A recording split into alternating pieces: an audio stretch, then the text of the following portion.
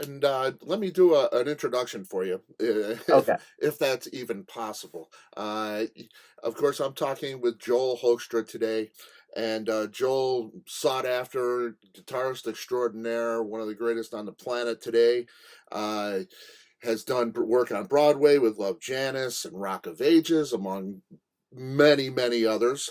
He is Cher's guitar player, Trans-Siberian Orchestra, and of course Whitesnake, and maybe most importantly, the Turtles bass player for about a year. uh, Awesome. um, yeah, and again, Joel, thanks for taking the time, man. I appreciate it. My pleasure, man. Thank you for taking the time. Absolutely. Now you're about to release another solo album. I think this is the fourth solo album. So I have three solo albums, and then this is the second one under the project name Joel Hoekstra's 13, Okay, which yeah, is give it that because it's somewhere between. It sounds like a band, but I write everything, so we got kind of give it the project name. cool. So Joel Hoekstra's 13 is the project name, and the album is called Running Games. Yeah, yeah, Running Games, and it comes out February 12th.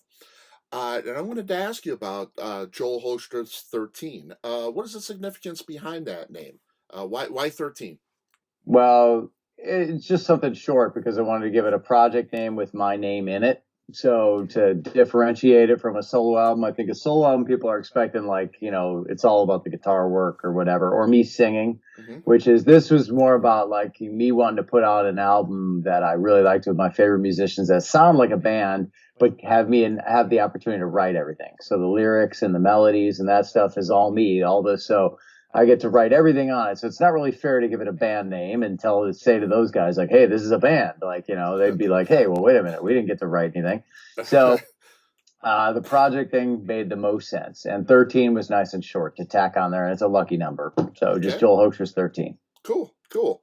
Now, what was the writing process? I mean, you say you wrote everything. You wrote lyrics, music.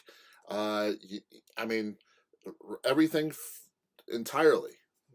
Yeah, I'd say I usually do these in two different writing batches. So I'll write all the guitar riffs and the vocal melodies, and typically there will even be words for the chorus right out of the gate.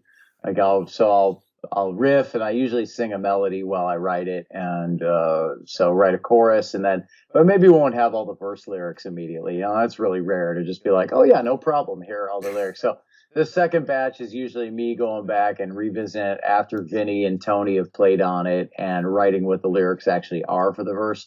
Those guys hear me playing the melody on the guitar. So it'll be like, I'm playing what Russell basically sang on the album. Right. Just don't have words for it yet. So after the drums and bass are down and I know the album's coming, I'll go, okay, I gotta sit down and actually write those verse and pre-chorus lyrics and bridge lyrics. And Right, so right. that's when I get down to that. Yeah. That's cool that you write the lyrics because a guy like Russell Allen comes in. I mean, singer extraordinaire. I mean, the guy is just fantastic. Symphony X for so many years.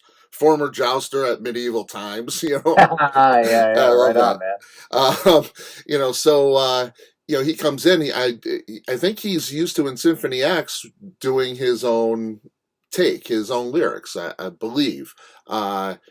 So for a guy like him to come in and sing your words, right? Yeah, he sings my own words. I give him free reign to tweak it and sing. If there's something that he hears a twist or wants to change it around a little bit, he's got free reign in that department. They all do. So I mean that Yeah. as far as them playing creatively and sounding creative, I would say that comes very much from me just staying out of their hair. Like when it Right. comes to the production, I'm hands off, man. It's like Yeah. here are the guitar riffs. I think with Vinny, maybe there was like two or three things. So I was like, hey, would you mind, going double time there or whatever in this part? And Right. it was But the little things like that. But I would never suggest like, so when people are like, wouldn't you rather have been in the room with them? And I was like, maybe on a level, but I think I would have ruined it too. Cause I would have had them playing like all the stuff like, that I hear immediately in my head. Half of the fun is letting just people do their thing, man, yeah. and then that makes it sound collaborative. Well, and I mean, when we're talking about the greatest pros in the industry that you have on this record, Yeah, Vinny they're all top Appice, guys, man. Yeah, Tony Franklin. I mean, these are guys that are you can trust to do whatever they want to do. They're yeah, gonna right. play to the song. You can trust that's gonna happen. Yeah, you got to just trust in the process, man. And 98% of the time when there's something you're like, oh, I wish they would have done that. In a year or two, you're never even going to remember what your idea was. You're going to be so used to what they're just like roll with it, man. Yeah. So in a way, it's better that I'm not there with them because I'd probably start saying more and I'd probably just ruin it. Yeah, yeah, it's one of those perfectionist things, probably. Yeah, yeah. So Well, there's my method as a producer, right? Just hands off. yeah, sometimes the guys in the same room isn't a good thing. That is possible. Um, Now, when you were putting the record together, did you have a particular sound in mind? Did you say before you started writing, I want Russell Allen to sing on this record? Because your other records are instrumental records, solo records. So the focus is definitely on you. Um, as you say, this is a band thing. Going into it, did you have that particular sound in mind that comes out on this record? Well, Dying to Live was the first one under this name, under the name of Joel Hoekstra's 13. So that kind of pieced together by the personnel, because I had just done this project called VHF with Tony Franklin. So I said, hey, dude, I want to do a rock album. I want to just put together like a bunch of guys and I'll write it, but make it sound, just like you listen to a band. And what drummer would you want to work with? And he recommended Vinny. Vinny was on board. So I was like, wow, okay, got this kind of Dio-ish kind of setup going on here. And then right at that time, Russell Allen was joining TSO. And I was like, wow, the more I watched him, I was like, this guy's perfect because he can sing the heavy metal Dio stuff, but he can sing Foreigner. Right. He can sing Bad Company if he needs to, which is, the kind of where the other areas I'd like to take the thing. So he was obviously the guy, and having Derek Sherinian be the top pro to fill it all in. And so then when it came time for this album, I thought the smartest thing to do is keep this thing consistent in terms of the lineup. Who's singing on it is the most important, right? So it has like a character. And so I just rolled with the same guys. And Jeff Scott Soto sang backgrounds on the first one, but he also sang lead on some of it. People didn't necessarily get the two singer thing. Okay. Which was more of a product, honestly, of Russ's schedule at the time, and Jeff just kind of helped me out, in finishing it.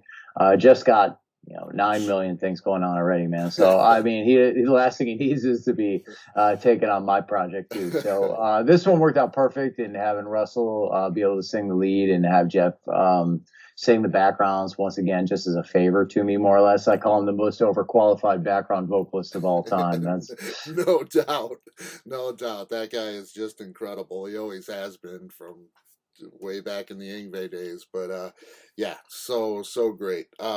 And it's great to have them. Their chemistry together. The way they harmonize and everything is really great. I mean, yeah, their voices go together really, really well. And well, Jeff he's amazing with the background vocal thing, man. I mean, he's just a top pro. So he's a wicked lead singer. Everybody knows that. But yeah, the way he does his stuff and the speed at which he does it and turns it around, I mean, it's insane, dude. Yeah. You get him a song, he's like, an hour later, you got multed tracks, everything's doubled and tripled, and I'm like, dude, like unreal. Like it's like the perfect background vocals in like an hour.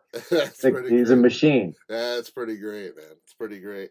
When you're doing back in the day, commercial usage of songs was always kind of a stigma that you wouldn't go toward. Say, Hyundai wants to sell their latest SUV with one of your songs from this album.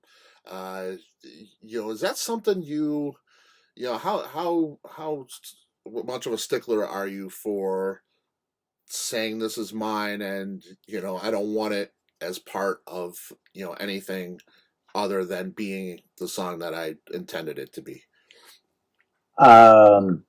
I mean, that stuff has kind of gone by the wayside, man. That mentality. Everybody recognizes when somebody's just trying to make money these days. Yeah. It's like, I think back in the old days, that was maybe a thing, Right. But I don't know, dude. If you can make money, go ahead, knock yourself out. Everybody knows what that stuff is these days, right?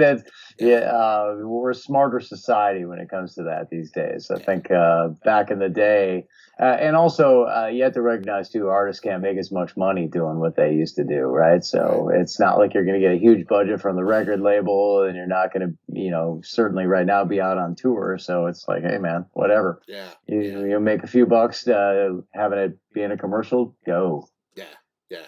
Um, I have a kid that wants to hear you play. Is there one song that you think encapsulates what you do? You know, your style of playing. Is there one? What's the first thing I play for somebody who wants to hear your music? I mean, that's a tough one, dude, because I've been all over the place in my career and my styles. And that's a product of the guitar scene dying as soon as I got out of guitar school. I finished Yeah, up GIT in '91 and Nirvana hit. And it yeah. was like, oh, so, all that solo stuff is like dead in the water, man. So Yep. I had to learn a lot of different styles and play in a million different kinds of bands before it, oddly enough, came full circle and all this '80s stuff became cool again, and the ability to play those solos, and which a lot of it, thank God, was still kind of there for me. I mean, from the time I was Right. a kid. So to be part of that, I mean, it depends on what era of my life you want to talk about. I mean, in a way, you could look back at my old instrumental albums, and those are like me playing before I was anybody on guitar, Hmm. and that's so there's a purity there in that I'm just doing it, not thinking I'm going to be anybody or anything. And Right. then there's the hard rock stuff, which is definitely what I've started on playing, and Okay. was my first love with music. So I mean, it would take more than one song, is Yeah. the honest answer. Yeah. Yeah. And I mean, there's so many things that you've done. Everything. Yeah. I mean, you've done doo wop. I mean, that's just crazy. You've done so many different things. Is there anything that was more challenging than something else? What's the most challenging thing that you've done in your past? Hmm. I would say just sticking with it like the whole way. I mean, it's kind of all of it. It's just I think building your music career is just a series of baby steps, and every step of the way, you got to kind of do the best you can and see what opens up for you in life. So that's really the trick of it all is, more than any one thing being the hardest is just trying your best at every turn. And then all of a sudden life kind of guides you to these strange points. And the perfect example I give for people is like, the playing Rock of Ages and doing that for 6 years, which ended up being this amazing thing that changed my life for the better. But I certainly wasn't sitting around as an 11-year-old playing Black Sabbath songs going, someday I'm going to be on Broadway. Right. Right. Right. So, but it's just so weird that life, brings you to these places. You're like, wow. So that actually changed my life. It took me from being a struggling musician with, very little money in the bank to being a guy at the end of that 6 year run where I was in that Night Ranger, Trans-Siberian Orchestra, had money in the bank. I mean, it was like completely different life by the end of that. So, and same thing with Cher, like not sitting around playing AC/DC at 11 going, someday I'll play with Cher, right? But, who's going to knock that? Getting an opportunity to play guitar for a pop icon and play huge, gigantic arena shows and get to know all her wonderful band members and everything. So, I mean, you never know where life's going to take you, man. The trick is to stick with it all. Yeah. Yeah, no doubt. Now, speaking of never knowing where your life's going to take you, you're married with two kids, um, and this is one thing that's not talked about very much. How do keeping that family unit in the lifestyle that you keep and the work that you do? You're so busy and usually on the road all the time. What's the trick to keeping a family unit together like that? Uh, hmm. Man, I don't really have an answer for that, man. I just do the best you can, I guess. It's the same as music, and hope for the best. Pick So the right person to be with. That's for sure, I, I'd huh? say having the opportunity to, the first couple months of this whole COVID thing was me just going like, okay, cool, let's devote it just to this. And not worry about the music thing. A little break from that wouldn't kill me. And then once it became like, back when we all thought this was going to be like a month or two, Yeah, right? yeah, And then it was like, oh, wait a minute, this is going to go on for like a very long time. So I got to change my game plan here. yeah. uh, on the new record, do you have a next single? What picking singles? I mean, that's a somewhat difficult process because I mean they're kind of like your kids. I would imagine you love them all, and these first two singles that you released have done very well. Do you have a next single in mind? Yeah, I think that on the date of the release, there's going to be a third single, just put out there for everybody to check out. Okay. So yeah, looking forward to that. I mean, I think all the songs are strong in their own way on the record. There's just Oh yeah. some of them are less melodic than others. Like "Hard to Say Goodbye" would be the most kind of like melody driven one of them. Yeah. So even though we're talking about 80s rock at the end of the day, it's the most commercial sounding, even though it would never be in today's commercial world. Right. It was the most kind of like, hey, this is the poppiest, and Finish Line was more along the lines of, I guess, what the core of the album is, that kind of, catchy chorus with like, more of the riff rock thing, Hmm. a little bit heavier. So I think the album's a little heavier than Hard to Say Goodbye. It Yeah. definitely, and now on this one, there's a few more that have a little bit of that blues hard rock edge, like Hmm. Whitesnake would be. Right. So there's going to be few songs that have that little slant. So in general, though, man, the way I describe it is just melodic hard rock, Dio-ish at its heaviest, Foreigner-ish at its lightest. I think that's the best description I can give of what the record is like and what the previous one was like. Yeah, yeah, it's a great record. It's really really a cohesive record too. It flows like an old school piece of vinyl. It's got nice peaks and valleys to it. Um, when you're listening, do you casually listen to music? Do you ever casually listen to music? Newer artists, or in your free time, or is it, do you not like that outside influence so much? I'm the world's worst music listener. I mean, I just like never do designated music listening. Okay. And when it comes to the rock stuff, I mean, I'm not, I just I don't have a real want or need to keep with the times. Hmm. I'm perfectly happy being uncool and out of touch. I don't mind that. I mean, it's like I'm making a living. I'm having a blast. Why do I need to worry about like trying to pretend I'm 19 years old and into the coolest new thing? It's like, I don't know. It's silly to me at a point. Right. I'm a classic rock guy. Yeah, yeah. And do you ever wonder, like, what the latest AC/DC sounds Um, I listened to like part of one of the new tracks. like? I Okay. think it was like a single, but that was like, people are sending you links on your phone, and I'm listening through my phone speaker, and Right, it's like, right, right. sounded cool though. I liked it. I liked the song, but I'm just honestly, I think by the time I get done working with music 6, 8 hours a day these days, I'm pretty much like, dude, just like give me a sports game or like a movie or something. Let me unwind and Right. like call it a day. It's not that I don't work on music. I do. I learn songs for people all the time, like teaching, and there's stuff in passing in life I hear all the time. And occasionally I'll fire up, stuff for my kids or whatever that they want to hear and listen to stuff. So it's not like I don't have any musical exposure. And Right. my son is taking classical piano lessons, so we get a little bit of, working on that every day with him, sit down and practice with him. So, music is it's a big part of my life already. So at the end of the day, it's like enough. Like I don't want to sit down and listen to like, hey, I hear Rival Sons are awesome. Let me sit down and listen to that. It's like, Right. I'll hear it at some point, whatever. Right. I'm sure Right. they're great. It's no diss on them, Right. sure Right. they're awesome. I just, overworked. Yeah, no doubt. I mean, you're talking like 375 for 6 or 7 years. You did like 375 shows a year. I mean, come on, dude. That's crazy, man. uh, but with all those projects, and we're thankful for it, man. It's always great to see you out there. I've seen you a million times, and here's another thing. I saw you with Dee Snider, and I'm a photographer as well. So I took photos at that show.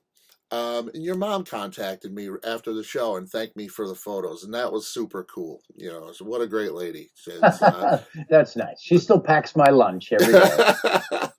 She's got to have a hell of a scrapbook, man. In my AC/DC lunchbox. There you go. Yeah, there's some embarrassing family photos. I think I just posted some of them not too long ago. Some of the old, me starting out on guitar pictures online. So. Yeah, it's great, man. It's so cool. And like I say, you're a local hero around here for sure. A guy who was gonna make it and did. It's really cool. And you played with Kathy Richardson, correct? Right? Yeah, that was definitely an important part of the path. I mean, playing with Kathy locally there was my first kind of like, out playing local gigs where people actually cared who I was. Mm-hmm. And then her playing Janis Joplin and Love Janis really led me to New York City, because her having that role led me to become the guitar player in the band here in New York. And then that changed my whole life, really. Yeah. So, it's funny how many steps are along the way, but none of them would you say, like, now if I said to people my big break was me playing in Love Janis, they'd be like, what are you talking about? Right. Your big break was Whitesnake, dude. So, yeah. I mean, it's you have these series of breaks that happen when you build a career these days. Probably different. Now, there are some people who, get in a band and our band made it big and great, that's awesome. But even that, there are steps within that happen for them in terms of success that are there that a lot of the general public doesn't necessarily see. Yeah. And I mean, your work ethic and your humility, your kindness, you're easy to work with. You're just a nice guy that works hard. And I think everybody wants that, and not just in music. When in a regular job, you want a nice guy that works hard. I mean, who doesn't want that? I don't know. I don't know. It's ideal. Yeah, no doubt. What's on the bucket list? I know you got another one coming up here. To wrap it up, what's left for Joel Hoekstra? I mean, you've done so much with your life and your career. Is there one thing that tops that bucket list? No, I just want to keep going and see where it all takes me. It's that same thing I was talking about not knowing, where some people get too specific about that, right? I think if you're like aiming for one target, you have real narrow sights.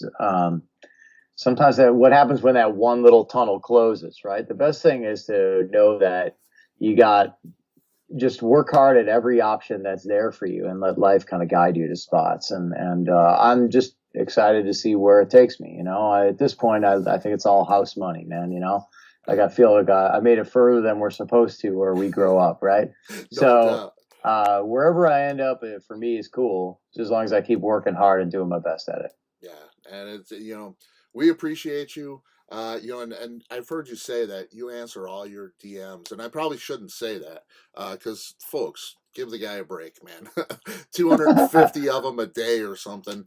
And I told my daughter I was talking to you today, and she said, "Yeah, he always wishes me a happy birthday," and it just made her so happy. It's like that's just the greatest thing you can give a fan is that contact and of course your music. But just stay the guy you are, and we appreciate you, man. Awesome. Thanks so much, bro. I appreciate it very much. You got it, man. Anytime. And next time around, we'll do it again. Hopefully you can visit us, man.